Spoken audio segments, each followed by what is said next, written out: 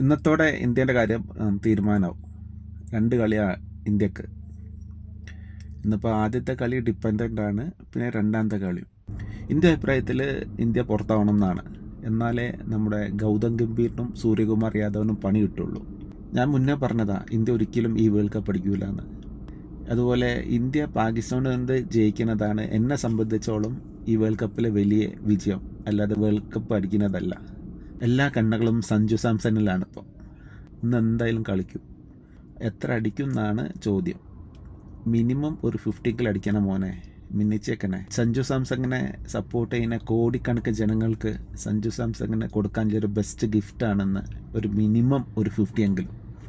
ഒരു മലയാളീനെ ഇപ്പോൾ ഡിപ്പെൻഡ് ചെയ്യുന്ന കഴിവ് അത്രത്തോളം ഉണ്ട്. ഇനിയെങ്കിലും സഞ്ജുവിനെ എതിർത്ത് പറയുന്നവരൊന്ന് മനസ്സിലാക്കാതെ